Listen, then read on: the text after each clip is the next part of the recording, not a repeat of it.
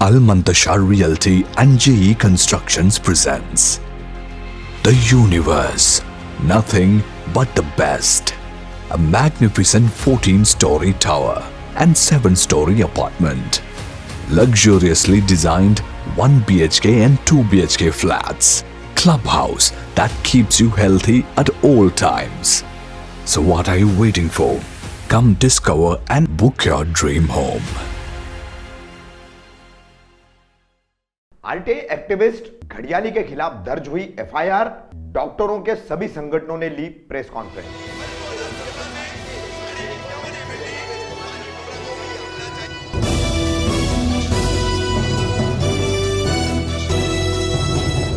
मैं रफीक कामदार, हिंदुस्तानी रिपोर्टर में आपका स्वागत है। 28 दिसंबर मंगलवार के दिन मुमरा पुलिस स्टेशन में Covid centre Kausa Maulana Abul Kalam Azad stadium का, यहां पर मनपा द्वारा नियुक्त कोऑर्डिनेशन का पदभार संभालने वाली डॉक्टर शारमीन डिंगा की एक एफआईआर दर्ज हुई।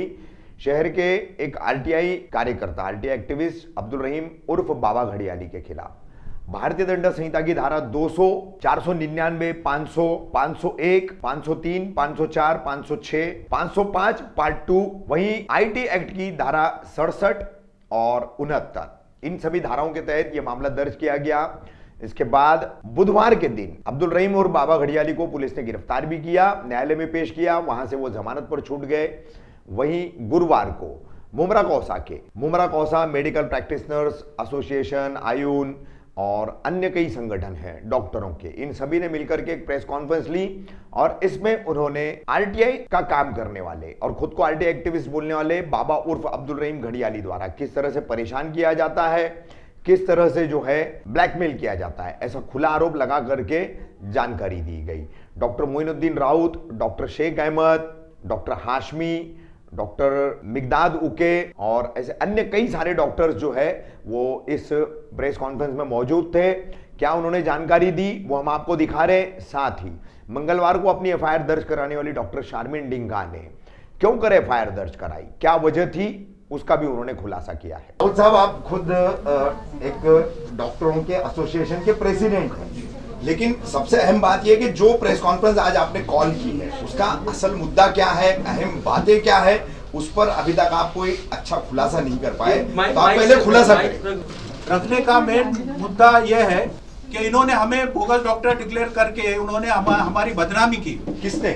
मिस्टर अब्दुल रहीम घड़ियाली साहब, जिसकी वजह से हमने मुमरा पुलिस स्टेशन में 13 एफआईआर, 13 एनसीज दाखिल की है।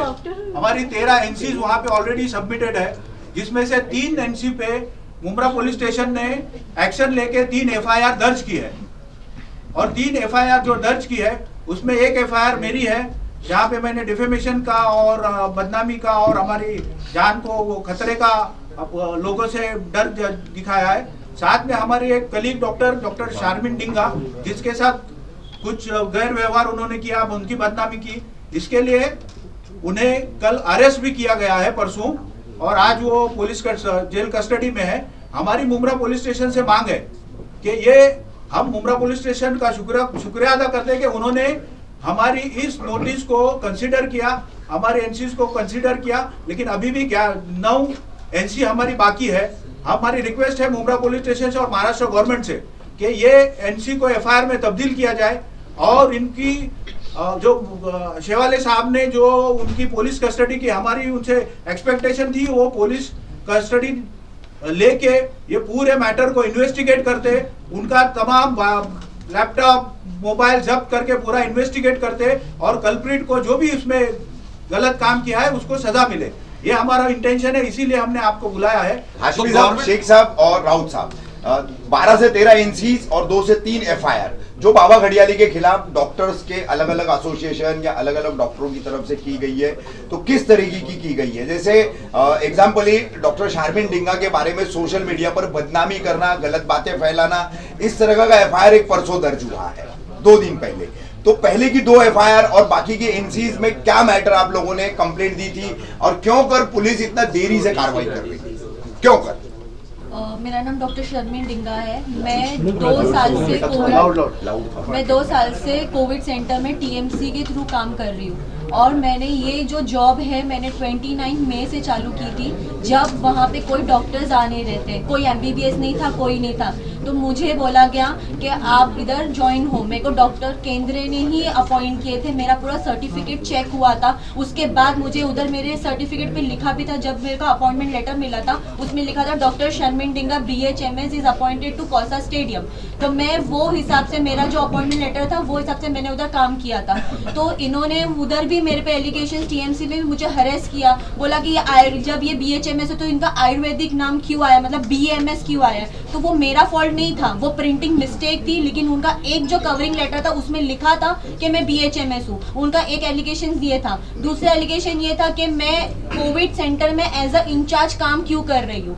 तो मैं इसलिए काम करी थी, तब वो टाइम पे कोई डॉक्टर्स अवेलेबल नहीं थे, मैंने किसी का ट्रीटमेंट नहीं किया है, मैंने कोऑर्डिनेशन किया है। जैसे कि कोई कंसल्टेंट आ रहा है, कोई नर्सिंग स्टाफ आ रहा है, उसको कोऑर्डिनेट करवाना कि आपको ये करना है, बस मेरा वही काम था। मैंने कोई ट्रीटमेंट नहीं किया था, मैंने कोई एलोपैथिक प्रैक्टिस भी नहीं की थी। अभी मेरा वैक्सीनेशन है, वहाँ पे खड़े रह के देखना है वैक्सीन बराबर हो रही है नहीं हो रही है, एंटीजन देखना है, वहाँ पे टेस्टिंग बराबर हो रही है नहीं हो रही है। तो मुझे उस बेसिस पे बोगस बोलना उनको जायज ही नहीं है, क्योंकि मेरे उन्होंने काउंसिल में भी जाके इंफॉर्मेशन निकाला, मेरे डॉक्यूमेंट्स निकाला जो कि एलिगेशंस था मेरा। दूसरी बात यह है कि कोई भी पर्सनल डॉक्यूमेंट्स आप ऐसा नहीं निकाल सकते मेरी बिना परमिशन के। तो मुझे काउंसिल से भी फोन आया, तो मैंने उनको भी बोला अगर आपने मेरा सर्टिफिकेट दिया तो मैं आप पे केस करूंगी। फिर भी उन्होंने कहाँ से तो निकाला मेरा सिग्नेचर उन्होंने सब ट्विटर पे वायरल किया, मेरा नाम, मेरा फोटो, मेरा रजिस्ट्रेशन नंबर, मेरा प्रोविजनल नंबर, हर एक चीज उनके ट्विटर पे वायरल है और लिखा गया है बोगस डॉक्टर शर्मिन डिंगा कैसे संभाले कोविड सेंटर। तो जब 1 साल से 2 साल से जब हम संभाल रहे थे, तब तो आप आके क्यों नहीं देखे कोविड सेंटर में क्या हो रहा है क्या नहीं हो रहा है। दिन रात हमने ड्यूटी दी, तब आपने क्यों नहीं रोका हमें कि क्या हो रहा है क्या नहीं हो रहा है। तो ये सब करने का तुमको किसने हक दिया है। मैं ये बोल रही हूँ कि हमने मेहनत की, 5 साल हमने पढ़ाई की, तब आप क्यों नहीं बोले कि BHMS बंद करो, BMS बंद करो, ये सब बोगस डॉक्टर्स का है, बंद करो ये सब, MBBS ही करो। हमको पैसे देने चाहिए थे आपने, हमारी जितनी हमारी हैसियत थी हमने उतना ही पढ़ा है।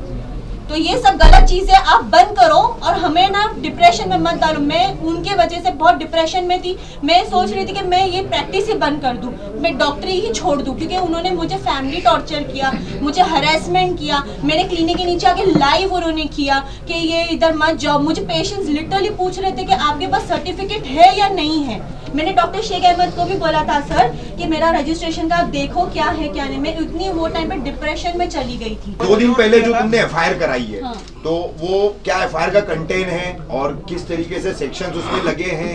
किसके खिलाफ आपने FIR किया है? मैंने अब्दुल रहीम घड़ियाली के खिलाफ FIR किया है।